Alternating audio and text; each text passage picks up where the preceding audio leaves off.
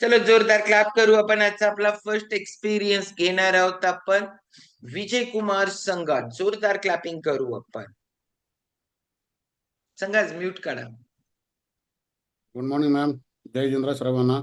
मी ह्या सदर फॅमिलीसाठी आलो होतो, ह्यातल्या वेट लॉससाठी आलो होतो. माझी बहीण रुपाली अडके यांनी मला लिंक दिलेली होती. त्यासाठी मी आता भरपूर वजन कमी करण्यात भरपूर प्रयत्न केले होते मी, की बाबा काही किती 2-2 किलोमीटर चालायचं, लसूण आलं सगळं पाणी उकळून पेलेलं होतं, तरी पण कमी होत नव्हतं माझं. त्यामुळे मी एक दिवस काय केलं, मग असं माझे वडील एक्सपायर झाले 2021ला. त्यानंतर वेट भरपूर वाढत गेलं. मग बीपीचा त्रास चालू झाला माझा. बीपी त्रास चालू झाला. डॉक्टर म्हटले लहान वयात तुला बीपी चालू होणार, काय करतो बघ.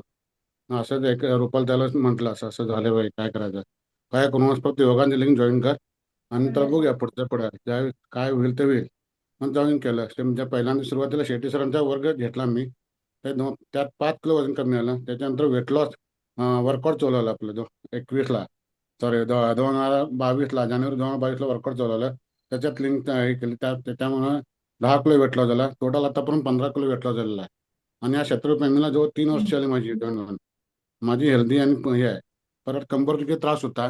कंबरदुखी भरपूर त्रास, म्हणजे जिना चढला की कंबर दुखायचं. म्हणजे आठवड्यातनं 2-2 10-10 गोळ्या खाऊन 2 प्लेन कलर इंजेक्शन घेत होतो. ते पूर्ण बरं झालेलं आहे. आणि माझं मुलाचं सांगायचं म्हणजे रात्री अपरात्री 2-2 वाजता उठायचा, पाय दुखत होता म्हणून. तर पाय दुखा त्याला डायनो चालू केला. ते डायनो चालू केल्यामुळे आपलं त्याचं पाय दुखायचं कमी झालं. ओके चलो. चहाचं प्रमाण जास्त होतं. चहाचं प्रमाण कमी झालं आहे. जास्त होतं म्हणजे किती होतं? चहाचं प्रमाण जवळजवळ सकाळी 4 कप, संध्याकाळी 2 कप, 6 कप होता. 6 कप. ओके. आपोआप कमी आलं. आता किती आहे? आता काय नाही, फक्त चुकून एखादं कुठं बाहेर गेलं तर एकच कप. ओके चलो जोरदार क्लॅपिंग करू. स्वतः ज्या वेळेला स्वतःवर काम करतो ना आपण, त्यावेळेला आपल्याला स्वतःलाच गुड फिलिंग असतात, बॉडीचे सगळ्या रिक्वायरमेंट असतात त्या कम्प्लीट करतो आपण. आणि त्याच्यामुळं आपल्याला काय होतं की नॉर्मल जे पाहिजे बॉडीसाठी तेच फक्त आपण घ्यायला लागतो. ओके चलो जोरदार क्लॅप करू आपण विजय कुमार संघासाठी. आणि आता आपण जाणार आहोत, पहिला एक वेलकम करणार आहोत राहुल पाटील. जोरदार क्लॅपिंग करू आपण. राहुल सर, शतायुषी फॅमिली मध्ये तुमचं सहर्ष स्वागत आहे. सगळेजण वेलकम करू शकता. Welcome sir. Welcome sir. Welcome sir. Welcome. Welcome 100 वर्ष. Welcome. Welcome sir. Okay Rahul sir, नाव कुठून आहात, लिंक कुणाकडून मिळाली, का वाटलं स्वतःवर काम करावं, आणि आतापर्यंतचा काय एक्सपिरियन्स?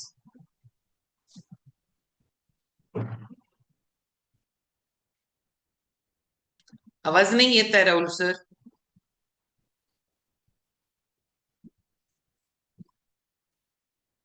तुम्हाला कुणाला यायला लागलाय आवाज? नाही मॅडम, नाही येत नाही. हा ओके. बोला राहुल सर.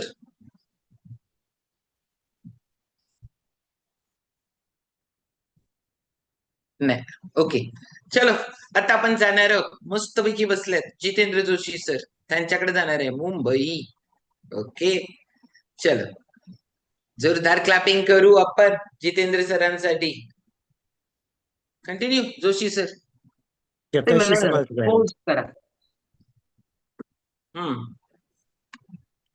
शतशी सकाळ मॅडम, सगळ्यांना शतशी सकाळ. मी जितेंद्र जोशी, मी व्यवसायाने वकील आहे. मी या शतशी फॅमिलीला जॉईन होऊन जवळजवळ 2 वर्ष होऊन गेले. माझे मेंटॉर विजय कांबळे यांनी मला लिंक दिली. माझं वाढलेलं वजन आणि पोटाचा घेर आणि गुडघेदुखी या 2 समस्या होत्या.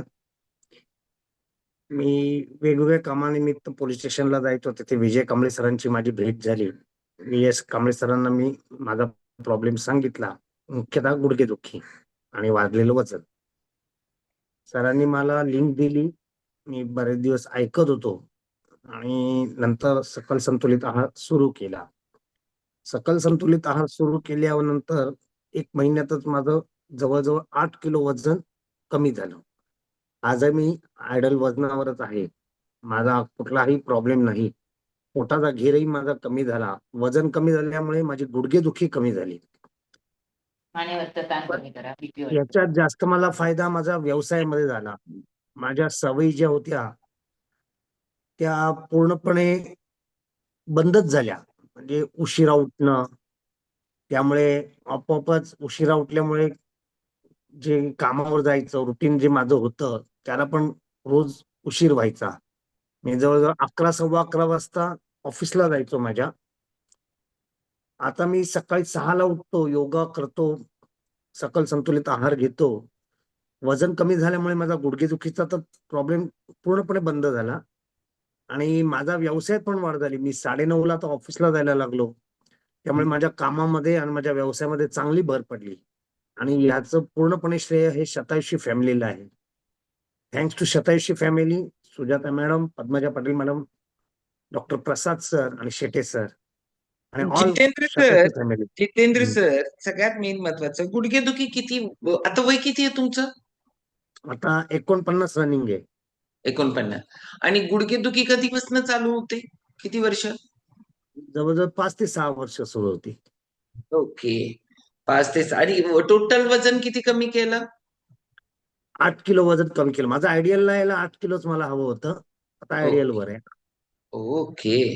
हा, यांचा प्रॉब्लेम होता फक्त पोटाचा घेर ज्यादा होता हो. आणि ते एवढाच प्रॉब्लेम होता. आणि 8 किलो पण ज्यादाच आहे ना, त्यामुळे होणारच प्रॉब्लेम.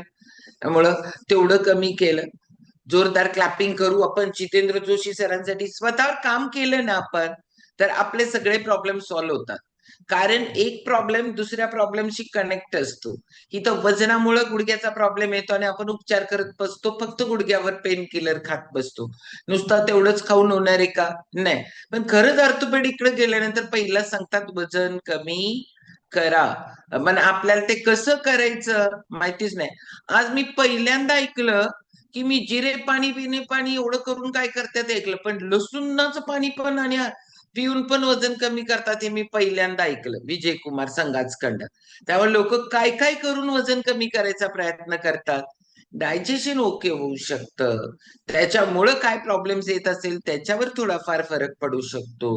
पण ओव्हरऑल लाईफस्टाईल चेंज करायला पाहिजे, त्याच्याकडे सगळ्यांचाच फोकस कमी पडतो.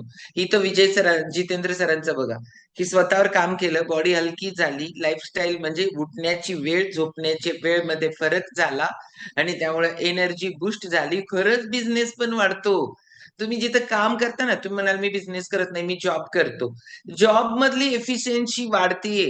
स्वतःची कार्यक्षमता ही फक्त स्वतःपुरतं मर्यादित नाहीये, ती देशाची संपत्ती आहे. त्यामुळे ती तर आपली कार्यक्षमता वाढली, आपलं काम वाढलं, केवढा फरक पडेल माहितीये का? उद्या करणारं काम आजच झालं सगळ्यांच्याकडनं तर किती आपली म्हणजे खरंच आपल्याकडे काय आहे हेच आपल्याला माहिती नाहीये. आपल्याकडे काय आहे ह्याच्याकडे बघायचा आपला दृष्टिकोन चेंज झाला ना तर मस्तपैकी हेल्थ पण मिळू शकतं. ओके, त्या चलो. पक्षकारांना न्याय दिला मॅडम, त्यामुळे मी आ? पक्षकारांना न्याय चांगल्या प्रकारे देऊ शकतो आता. नक्की नक्की, वकील आहेत ना, त्यामुळं मला सांगा, तारीख पे तारीख, तारीख पे तारीख देण्याच्या ऐवजी जर खरंच निकाल दिला तर, कारण एखादं काहीतरी आहे कोर्टाची केस डोळ्यासमोर इमॅजिन करा आणि त्याच्यावर तारखा पडायला लागले, स्ट्रेस किती राहायला लागला डोकीवर, ताण अति राहतो, ह्याच्यामध्ये बॉडीची किती पडझड होते. त्यामुळे वेळच्या वेळी फटाफट त्यांनी काम करायला व्हायला लागलं ना. कारण लक्षात घ्या, 11:30 डिस्चार्ज झालेली बॅटरी आणि 9:30 ही चार्ज झालेली बॅटरी. ज्यादा वेळ झोपलं, ज्यादा वेळची सुस्ती, ही रात्री बॅटरी चार्ज होऊन परत डिस्चार्ज व्हायला पाहिजे होत्या.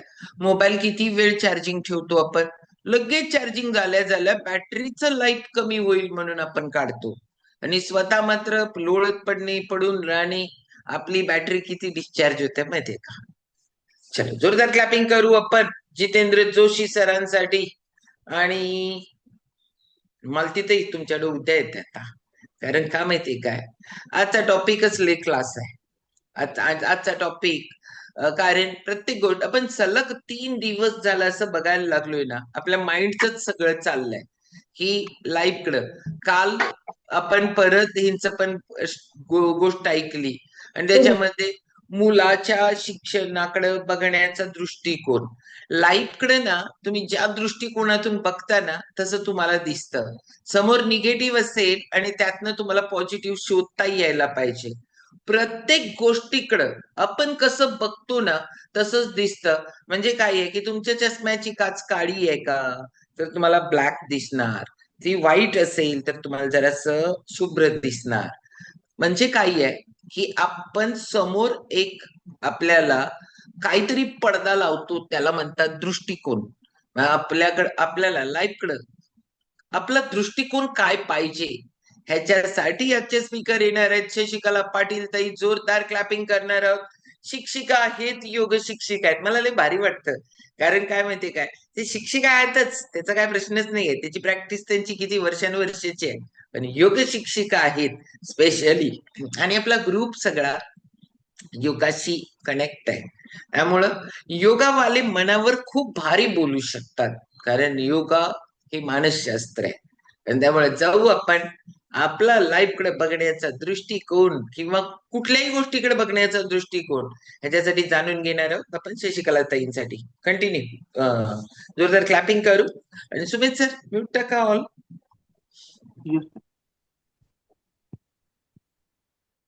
मॅडम अनम्यूट करा.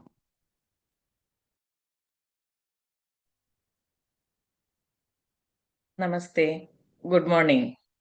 ताई ओळख की फार भारी करून देतात आणि या ओळखीतूनच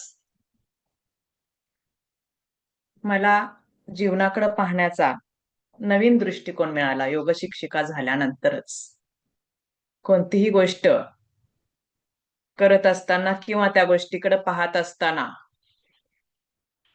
त्यातला योग जाणणं, योग समजणं, ह्या गोष्टी मी इथं आल्यानंतरच शिकले.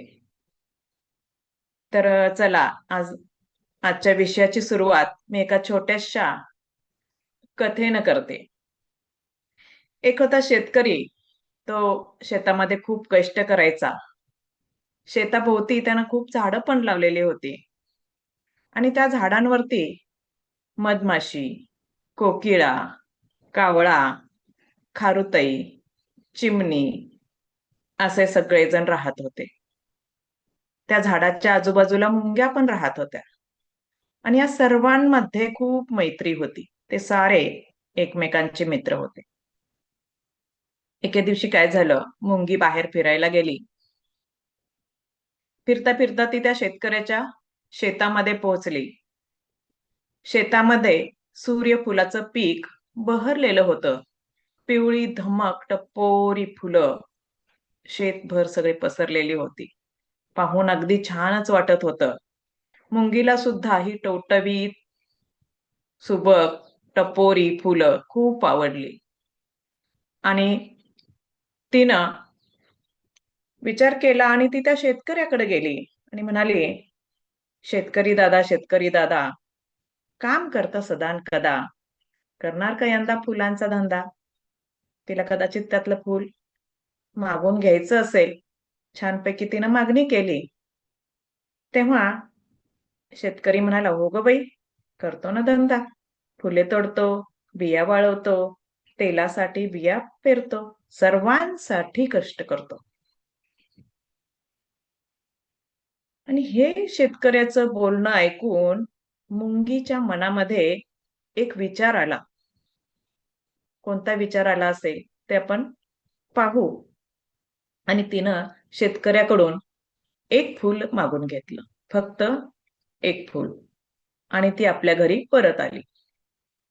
घरात आल्यानंतर तिनं ते फूल ठेवलं आणि त्यातील बिया सगळ्या बाजूला काढल्या. भरपूर बिया, एकच फूल पण बिया मात्र भरपूर. आणि तिनं काय केलं पहा, त्यातल्या काही बिया, तिला आपल्या मित्रमंडळींची सर्वांची आठवण झाली. तिनं काही बिया कावळ्याला दिल्या, काही कोकिळेला दिल्या, काही खारुताईला दिल्या, काही मधमाशीला दिल्या, काही चिमणीला दिल्या आणि थोड्या बिया तिनं स्वतःसाठी पण ठेवून घेतल्या. स्वतः काही बिया सोलून खायला सुरुवात केली आणि त्यातील निम्म्या बिया तिनं पुढच्या वर्षी खाण्यासाठी ठेवल्या. आता कोकिळेला त्या बिया पाहून कपाळावरती आठ्याच आल्या आणि तिनं पटकन त्या बिया उचलल्या आणि कावळ्याच्या घरट्यात ठेवल्या. कावळ्याच्या कपाळावरती आणखीनच खूपच आठ्या आल्या कोकिळेपेक्षाही, आणि थोड्या वैतागानंच तो कोकिळेला म्हणाला, का ग बाई असं करतेस, अंड्यांबरोबर बियाही ठेवतेस, सगळ्या बिया जातील वाया, इथं नको ठेवूस तू बिया. आणि असं म्हणून फक्त गप्प बसला नाही तो कावळा, त्यानं त्या बिया उचलल्या आणि टाकून दिल्या घरट्याच्या बाहेर. आता चिमणीची बारी आली. चिमणीनं बिया घेतल्या सोलायला, खायला. काही बिया सोलल्या, काही खाल्ल्या आणि हुरकन खेळायला निघून गेली. काही बिया शिल्लकच राहिल्या. खारुताईने मात्र पळापळ पळापळ, सर झाडावर, भर खाली, ह्या सगळ्या पळापळीमध्ये तिनं एवढ्या घाईमध्ये, कामामध्ये त्या एक आणि एक बी उचलून झाडावरती नेली, लपवून ठेवली वेगवेगळ्या ठिकाणी प्रत्येक बी. आणि जाता येता तिनं त्या सगळ्या बिया खाऊन संपवल्या. मधमाशी होती मोठी चतुर, काम करण्यासाठी फारच आतुर. बिया पाहून विचारात घडली, काय करावे बरे बियांचे, भले व्हावे सर्वांचे. उपाय काही सुचेना, झोप काही लागेना. खूप विचारात गढून गेली ती मधमाशी आणि पहाट होताच चटकन उठली. बिया घेऊन ती जमिनीवर आली आणि आनंदानं गाणं गाऊ लागली, या रे या साऱ्यांनो, खड्डा करूया गड्यांनो. तर पटकन कावळा म्हणाला, कशासाठी कशासाठी? त्यावर कोकिळा म्हणाली, मला नाही वेळ, कामाचा आणि माझा कधी बसायचा मेळ. कोकिळ उडून गेली. चिमणी तर बिचारी झोपूनच राहिली. कावळा म्हणाला, माझ्याच्याने होणार नाही, आधीच काम करून दमलोय बाई. तेवढ्यात खारुताई झाडावरून सरसर खाली आली. ती म्हणाली, ताई थांबतेस का जरा, बघ सुटलाय छानसा वारा, खेळून घेते पोटभर, तोपर्यंत तूच काम कर. मधमाशीने सगळ्यांना त्यांच्या विचारावर, त्यांच्या वेळेवर सोडून दिलं आणि तिनं जे कोणी येतील न येतील त्या सर्वांसह खड्डे खणायला सुरुवात केली. खड्डे खणले, बिया रुजत घातल्या. तेही पावसाळ्याची सुरुवातच होती. लगेच पाऊस सुरू झाला, बिया रुजल्या आणि त्यानंतर रोपे डोलू लागली. त्याच्यावरती छोट्या कळ्या आल्या, फुलं फुलली, शेत पुन्हा डवरून गेलं, भरून गेलं. तेव्हा ते पाहून मधमाशीला खूप आनंद झाला आणि ती आनंदानं गाऊ लागली बघा, रुजत घातल्या बियाच्या त्याला आली फुले फार, कामाची धरा रे कास, तरच मिळेल पोटाला घास, तरच मिळेल पोटाला घास. गोष्ट अगदी छोटी आहे, छोट्या मुलांची आहे, छोट्या मुलांच्या पुस्तकातली सिलेबस मधील आहे.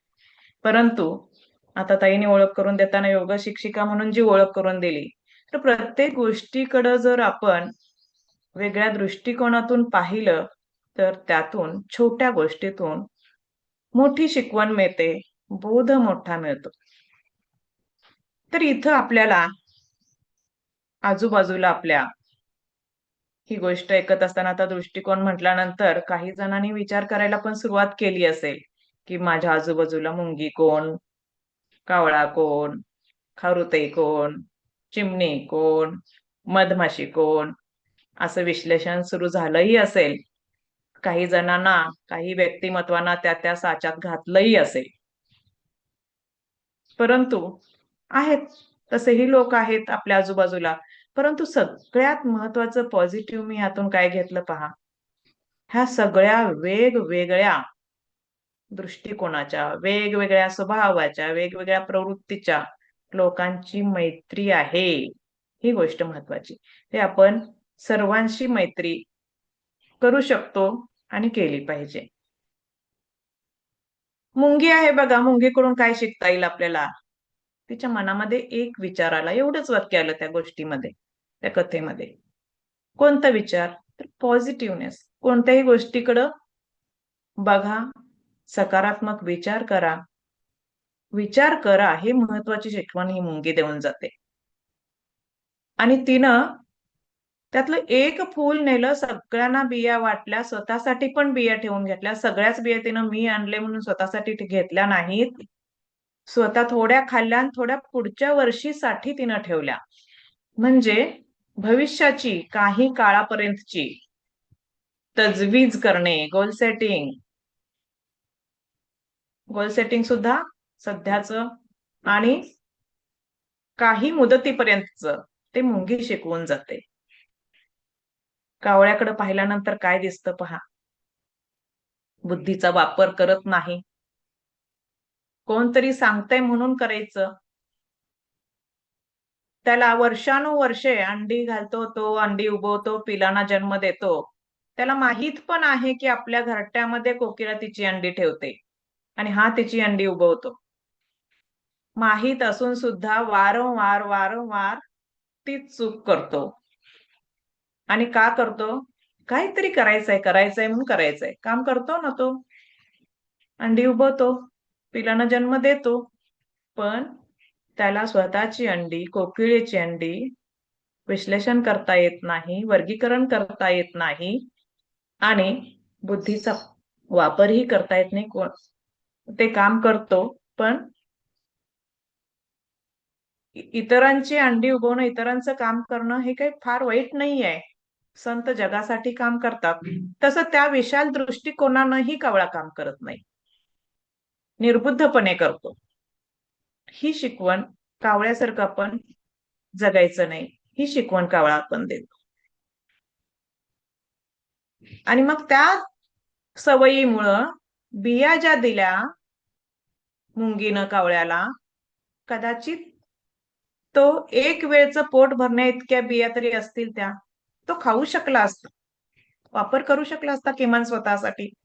पण तो सदान कदा इतका वैतागलेला आहे की प्रत्येक काम दुसऱ्याच समजतो. त्यानं त्या बिया उचलून दिल्या. त्याला माहितीये सगळ्या बिया वाया जातील, मला देऊ नको असं तो स्पष्टच सांगतो आणि टाकून दिल्या. तर कोणतीही गोष्ट निरुपयोगी नसते. त्या गोष्टीकडं त्याचा उपयोग पाहून, समजून घेऊन त्याचा वापर करणे स्वतःसाठी, किमान स्वतःसाठी तरी, इतरांसाठी पण करता येतो. पण तो केला नाही तर मग आपण त्या कावळ्यासारखे होऊ. खारुताई पहा, एकदम स्वच्छंदी, सतत झाडावरनं खाली, खालून वर, छानपैकी छोटासा जीव आहे, सुंदर आहे, फिरत असते, उद्योगी दिसते. परंतु सगळ्या बिया तिनं नेल्या, लपवून पण ठेवल्या, फक्त स्वतःसाठीच खाल्ल्या. कामात आहे, स्वतःसाठीच बिया खाल्ल्या, वाया घालवल्या नाही. पण या सगळ्यांपेक्षा चिमणी तर सोलते बिया, थोड्या खाते, थोड्या तिथंच टाकते, निवडून जाते भुरकन. तिच्याकडं फार मोठा दृष्टिकोन नाहीये, गोल सेटिंग नाहीये. माझं पोट केवढं, एवढंच, मला केवढं लागतंय, चला झालं पोट भरलं, चला पुढं, उद्याचं उद्या पाहू, परवाचं परवा पाहू, दुसरीकडे चालली निघून. पण मधमाशी मात्र खूप चतुर बरं का. कोणीतरी म्हटलेलंच आहे ना, जीवन फुलपाखरासारखं असावं पण ध्येय मात्र मधमाशी सारखं असावं. तर ही मधमाशी फूल खात नाही, बिया खात नाही, बिया साठवून ठेवण्याची पण प्रवृत्ती नाही, परंतु तिनं त्या बिया मुंगीनं दिल्यानंतर त्याच्यावरती विचार केला, काय करावं बरं ह्या बियांचं? तिला खायला उपयोगी नाही आहेत. बिया बघा, बियाच्या रूपामध्ये उपयोगी नाही आहेत. पण काय करावं बियांचं की भलं व्हावं सर्वांचं. स्वतःबरोबर तिनं जगाचा पण विचार केलेला आहे आणि त्या विचारामध्ये ती घडून गेलेली आहे. तिनं त्याचा पिच्छा पुरवलेला आहे, पाठलाग केलेला आहे, त्याच्यावरती उपाय पण शोधलेला आहे. आणि पहाट होताच ती उठलेली आहे आणि बिया रुजवण्यासाठी खड्डे खणणे. मधमाशी छोटी आहे, तिच्या ताकदीबाहेरचं काम आहे. तर ती सगळ्यांना बोलवते, या रे या गाड्यानो, आनंदानं सगळेजण आपण हे काम करूया. कावळा म्हणतो, मला काय ते जमायचं नाही, मी आधीच काम करून दमलोय. चिमणी तर उठलीच नाही. कोकिळा म्हणते, काय माझा आणि कामाचा मेळ बसायचा नाही. खारुताई म्हणते, छान वारा सुटलाय, मी खेळून घेणार आहे बाई, तोपर्यंत तूच काम कर. अशा विविध प्रवृत्ती आपल्या आसपास आहेत. त्या कोणत्याही गोष्टीतून निगेटिव्हिटी न घेता, आता कोण माझ्या मदतीला येत नाहीये, मी तर कशाला काम करू, मला कुठे या बिया खायला लागतात, असा विचार करून मधमाशी मध शोधायला नाही निघून गेली. तिनं त्या बिया कोण येतील न येतील त्या साऱ्यांना सोबत घेऊन बिया रुजू घातल्या, त्यांची जपणूक केली आणि शेतामध्ये छान पुन्हा पीक आलं. तर या ठिकाणी मधमाशीचं लॉंग टर्म गोल सेटिंग दिसून येते. बीच्या रूपात तिला उपयोग नाहीये सूर्यफूल, परंतु जेव्हा एवढं मोठं शेत पिकलं, त्यातला मकरंद तिला निश्चितच उपयोगी आहे. मकरंद खाते, तो गोळा करून ती घरट्यात साठवते. तर मधुमक्षी काही आपल्याला संदेश देते बघा. गोल सेटिंग, कामाचं नियोजन, कामाचा ध्यास, परफेक्टपणा. त्या मधमाशीचं घरटं जरी बघितलं आपण, उत्तम स्थापत्यशास्त्राचा नमुना. तिथं मानवी व्यवस्थापन पण खूप छान आहे मधमाशीच्या घरट्यामध्ये. छोट्या मुलांचं रक्षण करणारे, त्यांचा सांभाळ करणारे मधमाशा वेगळ्या आहेत, त्या पोळ्याचं रक्षण करणाऱ्या वेगळ्या आहेत, कामकरी मधमाशा मध गोळा करून आणणाऱ्या वेगळ्या आहेत. अशा पद्धतीनं उत्तम नियोजनाचा नमुना आहे मधमाशी, तिचं घरटं आणि तिचं जीवन. ह्या सगळ्यातून आपण दृष्टिकोन आपण बदलायचंय आपला, की आपण आपल्या आसपास मुंग्या असणार, कावळे असणार, कोकिळ असणार, चिमणी असणार, खारुताई असणार, सगळे असणार, पण आपण मधमाशीचा दृष्टिकोन घेऊन जगूया. ह्याच्याही पलीकडे जाऊन मी अजून असा विचार केला की शेजारचे सगळे खारुताई, चिमण्या, मुंग्या, कावळे जे काही असतील त्यांनी मी मात्र मधमाशी, असं काही नाहीये बरं का. आपल्या आतमध्ये सगळ्या प्रवृत्ती आहेत प्रत्येकामध्ये. कधी आपण चिमणी होतो, आळसानं झोपून राहतो, योगाला वर्कआउटला उठतच नाही. कधी आपण कोकिळ असतो, ऍटिट्यूड, हम जहां खडे रहते लाईन वहां से शुरू होती है. मला काय माहित कोण लिंक देतंय, कोण काय सांगतंय, कुठली कोण मैत्रीण आणि कुठलं कोण काय, मला काय फरक पडत नाही. मी माझ्याच मांडी मी उगवत नाही, मी ती कावळ्याकडे देते उगवायला, आणि तिथं मस्त माझी पिलं जन्मतात. आणि मला कुठं कोण हे काम सांगणारे आले. असं आपण आपल्यातच असतो बर का. कोकिळा पण असते, चिमणी पण असते, कावळा पण असतो आपल्यामध्ये. आधीच वैताग आहे आणि कुठलं काय फ्युएल स्टेशन आहे का आणि ते योगाला जॉईन करा, काय काय पण सांगतील. माझं मला बास झालंय, जाऊ दे आता. असे आपली प्रवृत्ती आहे आपल्या प्रत्येकामध्ये.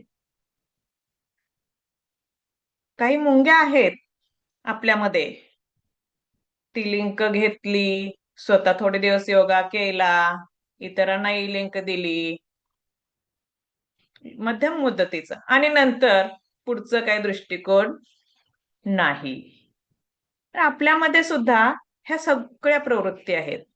ह्या गोष्टीमध्ये प्राणी, पक्षी, कीटक यांच्याकडं प्राणी पक्षी कीटक म्हणून न बघता एक प्रवृत्ती म्हणून बघूया आणि ह्या प्रवृत्ती आपल्यामध्ये कुठं कुठं आहेत आणि त्या प्रवृत्तींना आपण कुठं मुरड घातला पाहिजे, कोणत्या प्रवृत्तींचा विकास केला पाहिजे, वाढ केली पाहिजे, ह्यावर आपण थोडस चिंतन मनन करू. आणि मग हे सगळंच आपल्याला ही शतायुषी नाही का शिकवत.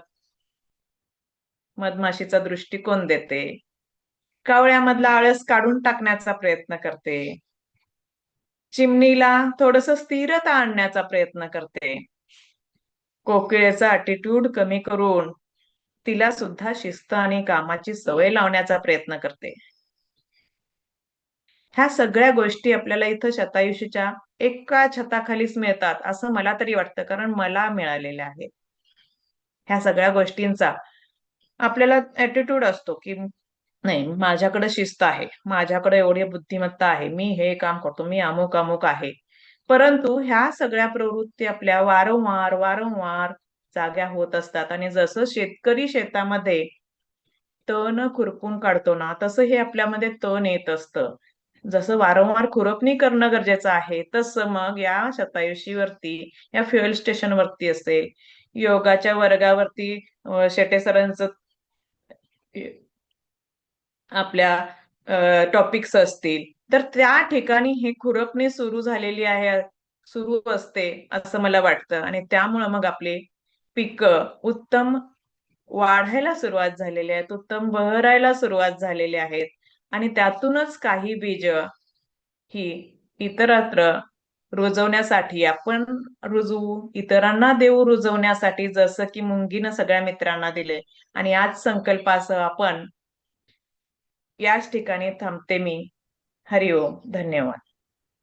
चलो, जोरदार क्लॅपिंग. भारी दृष्टिकोन दिला. पहिल्यांदा किती लोकांना वाटलं आपल्या आजूबाजूचे मुंगी, खारुताई, त्याचबरोबर कावळा, कोकिळा, चिमणी किती लोकांनी शोधली दुसऱ्यांमध्ये. ते पहिल्यांदा शोधले आपल्या ह्याच्यात, हे असं आहे तसं आहे. आपल्या कॉल पण सगळे आहेत, मुंगी वगैरे सगळे. नंतर बरोबर शशिकला ताईने आणला आपल्या सगळ्यांमध्ये. आणि मग ऑलवेज आपण बाहेर शोधत असतो, बघत असतो कोण काय आहे, पण आपण काय आहे हेच कधी बघत नाही. आपला दृष्टिकोन चेंज करायला पाहिजे आपण.